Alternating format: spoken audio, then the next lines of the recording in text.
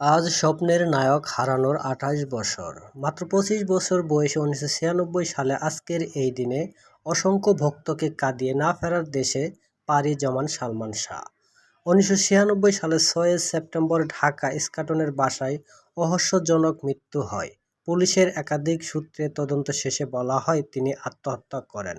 তবে তার পরিবার ও ভক্তরা সেই তদন্ত গ্রহণ করেননি, বরং তাদের দায়ী সালমান শাহকে পরিকল্পিতভাবে হত্যা করা হয়েছে। তার মৃত্যুর রহস্য আজও উদ্ঘাটিত হয়নি।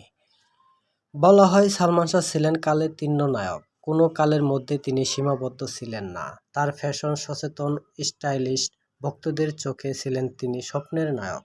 ১৯৯৩ সালে সোহানুর রহমান সোহান পরিচালিতর মধ্য দিয়ে কিয়ামত থেকে কিয়ামত ছবির মাধ্যমে তিনি চলচ্চিত্রে অভিষেক ঘটে। এরপর থেকে তাকে আর পিছনে ফিরে তাকানো হয়নি। এরই মধ্যে মাত্র ২৭টি সিনেমা তিনি উপহার দিয়েছেন। তার মধ্যে উল্লেখযোগ্য হচ্ছে কিয়ামত থেকে কিয়ামত, সুজন সখী, অন্তরে অন্তরে, বিক্ষোভ। অসংখ্য সুপারহিট সিনেমা দর্শকদের মাঝে উপহার দিয়েছেন তিনি আমাদের স্বপ্নের নায়ক সালমান।